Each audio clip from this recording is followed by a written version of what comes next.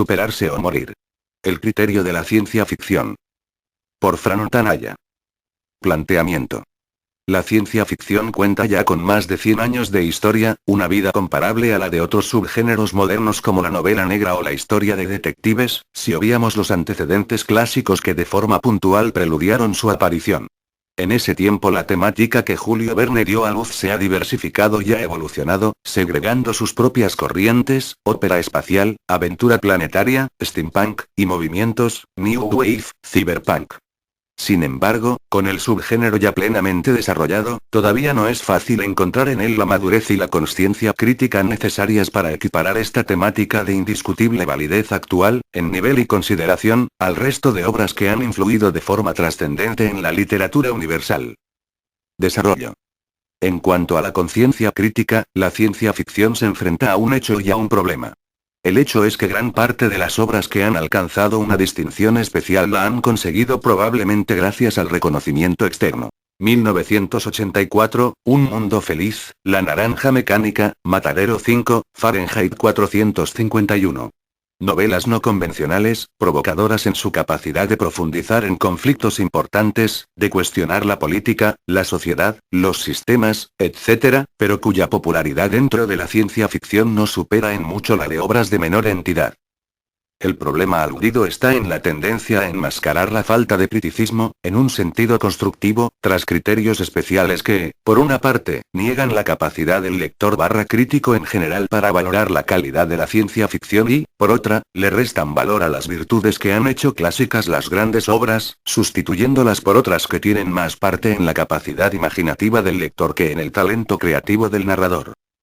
Es cierto que la ciencia ficción tiene más libertad, más radio de acción, para escoger sus parámetros.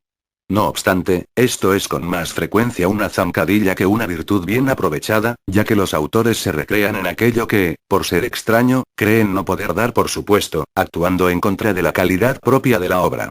Incluso la importancia de esa libertad es discutible. A la hora de crear una situación inusual, extraordinaria, que rompa los parámetros del lector, cualquier escenario es apropiado, como han demostrado Rulfo o Kafka entre muchos. Con la ciencia ficción se pueden incluir novedades que añaden una panoplia extra de recursos y situaciones conflictivas, pero es indudable que estos también se pueden hallar sin entrar en la especulación. Con lo cual, la ciencia ficción es en potencia más variada, pero no necesariamente más, ni menos, profunda en un sentido humano que, por ejemplo, la historia de un americano enamorado de una enfermera inglesa durante la Primera Guerra Mundial, Adiós a las armas, o la de un esquizofrénico en una familia cuya normalidad es solo una fachada, Confesiones de un artista de mierda. Por supuesto, la literatura en sí es un lenguaje con una estructura que va más allá de temas y argumentos y, como tal, habrá siempre un conjunto de criterios básicos para juzgar el valor, desde el punto de vista humano, de cualquier obra. El hecho de que lectores de todos los gustos y colores hayan sido capaces de seleccionar una muestra de obras clásicas de ciencia ficción es la prueba de que, lejos de ser ajenos a esta literatura, están simplemente utilizando su criterio, amplio, diverso y experimentado, para distinguir las obras perdurables de las desechables. A falta de un filtrado más diáfano desde dentro del subgénero, sin embargo, otros autores de mérito se han de quedar en la sombra para el gran público, Ursula K. Le Guin, Daniel Keyes, Theodore Sturgeon, Connie Willis, etc., mientras los nuevos autores se encuentran con que no existe presión alguna sobre ellos para superar las fronteras de la ciencia ficción. Nudo. Si se analiza con un poco de frialdad el estado de la ciencia ficción, lo primero que salta a la vista es la escasa distancia que separa la producción comercial, literatura bestseller de la obra ambiciosa. Mientras en subgéneros con más tradición, terror, fantasía, aún se discrimina entre la obra comercial y la de calidad, en la ciencia ficción, apoyándose en esas virtudes alternativas, se presenta todo junto y mezclado. Especialmente curioso es que se pueda llegar a acusar a la crítica no especializada de entender toda la ciencia ficción como historias de marcianos y naves espaciales, cuando desde dentro no se siente ningún reparo en ofrecerla y consumirla sin distinción. Echando la vista atrás, se descubre que la ciencia ficción, como otros subgéneros nacidos en la era moderna, tiene una historia diferente a la del resto de la literatura. Antes de la revolución industrial y del aumento de las tasas de alfabetización en Occidente, el libro era en gran medida un producto culto, prestigioso, que requería un esfuerzo considerable para ser impreso y distribuido. Los lectores a los que iba destinado eran, a su vez, gente que había recibido una educación, entre ellos aristócratas, humanistas, artistas u otros escritores. En consecuencia, se tenía un cuidado especial por darle a la obra una importancia comparable a la de su trascendencia y su capacidad de influir en otros. Por eso tales autores, desde Miguel de Cervantes a Víctor Hugo, quedaron como referentes para la literatura posterior. La ciencia ficción, sin embargo, tuvo orígenes mucho más humildes, una vez que el romanticista Frankenstein o el moderno Prometeo de Mary Shelley quedó anticuado por las maravillas de la era mecánica. El mismo Julio Verne creó muchas de las bases de lo que se entiende por una narración clásica de ciencia ficción, como la ambigüedad entre el bien y el mal de los avances científicos y su influencia en el equilibrio de poder, 20.000 leguas de viaje submarino, Robur el Conquistador, los 500 millones de la Begún, el sentido de la maravilla tanto del invento colosal, de la Tierra a la Luna, como del viaje más allá de lo conocido, viaje alrededor de la Luna, viaje al centro de la Tierra, etc. Todo eso son paradigmas, elementos comunes que relacionan entre sí la ciencia ficción. Pasada la Primera Guerra Mundial, con la sensibilidad de Europa herida por sus propios desmanes, el ascenso de los Estados Unidos como potencia industrial y la necesidad de evasión en plena depresión económica, el folletín de ciencia ficción se convirtió en refugio de miles de adolescentes. Solo el salto del folletín a la novela ya supuso romper prejuicios tanto comerciales como de consumo. Y, por supuesto, esa novela primigenia seguía las pautas del folletín del que provenía el subgénero, H. G. Wells, Edgar Rice Burroughs, Doc Smith. Inevitablemente estos orígenes dejaron marcada la ciencia ficción y, a pesar de diversificarse bien pronto, desde el coqueteo con la generación perdida de Ray Bradbury al espíritu folletinesco de Isaac Asimov, pasando por un Theodore Sturgeon que anticipaba la New Wave, o un Frederick Pohl que combinaba la crítica con la especulación, fue aquella literatura popular la que quedó como referente, considerándose a partir de entonces ciencia ficción normal. Fuera de la ciencia ficción, la literatura bestseller está perfectamente identificada y ocupa su propio lugar, cualesquiera que sean sus cifras de ventas. Es una literatura que se adapta al lenguaje de sus lectores, igual que hace, a su modo, parte de la ciencia ficción.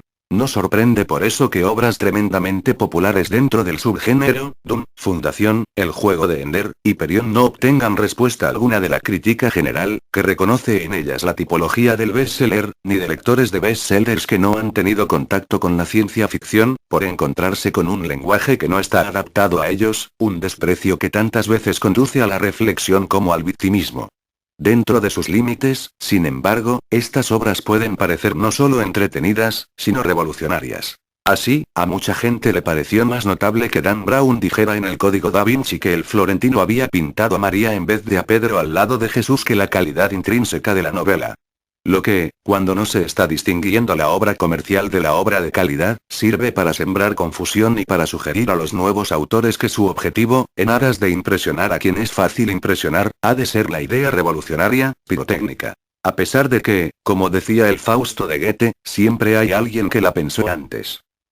Que se trate de ciencia ficción, y por lo tanto de materia intelectualmente más profunda, y en ese aspecto, en cualquier caso, superada siempre por la divulgación científica, no oculta una falta de profundidad en todos los demás aspectos. Cuando fuera del género se pueden leer ficciones que hablan de Hiroshima, de Sarajevo, de la Rusia de la Revolución o la España de la Guerra Civil, no puede extrañar nada, en absoluto, que para mucha gente la mayor parte de la ciencia ficción tenga la misma profundidad, el mismo espíritu, la misma capacidad de remover conciencias, que el Código Da Vinci. Y es que la ciencia ficción no se ha entendido como una literatura de reflexión tan a menudo como debería, sino como un producto de consumo y evasión que, siguiendo la ley de Sturgeon, de vez en cuando se ha desafiado a sí mismo y ha dado obras maestras. Obras que, en un porcentaje razonable y proporcional, han tenido la repercusión de clásicos modernos. Conclusión. Con una visión más o menos amplia de lo que es la ciencia ficción y lo que es el resto de la literatura, se puede decir que, al contrario de lo que se pueda creer, la ciencia ficción ha ocupado hasta ahora y en buena medida el lugar que se merece. Desde luego, hace falta mucho más que una ciencia ficción normal para situar sin pudor más de 2 o 3 nombres al lado de los Kafka, Faulkner, Pushkin, Hemingway, Goethe, Steinbeck, Becker, Borges, Hugo, Tolstoy, Dostoyevsky, Shakespeare, Cervantes, etc. Es necesario que no se pierda, o desaproveche, tanto el sentimiento, el drama, la tragedia, la madurez, la alienación de lo conocido, incluso la abrasiva, cáustica y a veces descorazonadora transparencia de una crónica realista, en favor de la exhibición de gadgets científicos en torno a personajes individuales y con poca empatía. Las obras de ciencia ficción deshumanizadas, creadas por el mero espectáculo, lo más entretienen y se les saca provecho hasta que pasa la última página. Pero, en el fondo, no aportan nada duradero a los lectores, ni por lo tanto a la literatura. La ciencia ficción podría ser mucho más trascendente. Solo viendo hasta qué punto influye la ciencia y la tecnología en nuestra vida diaria, hasta se puede pensar que tendría que ser uno de los grandes temas del siglo XXI. Pero para eso, en cuanto a crítica, tiene que hacer algo más que dejar a gente de fuera el trabajo de resaltar sus auténticos maestros mientras dentro se codean con meros bestsellers. Y en cuanto a creación, tiene que abrir sus ventanas, coger referencias del resto de la vida y utilizarlas en su marco especulativo, librándose de una concepción limitada de origen. El lector no tiene que ser solo un espectador. La ciencia ficción tiene que fundirse con él, hurgar en sus impulsos, emociones, traumas, sueños y miedos, construirse a sí misma con ellos, anticiparse a ellos con sus recursos únicos, y dejar un cambio que perdure y sea trascendente. Esa es la diferencia entre la gran literatura y la pequeña literatura, y entre una ciencia ficción superada por la realidad y una ciencia ficción que supere a la realidad.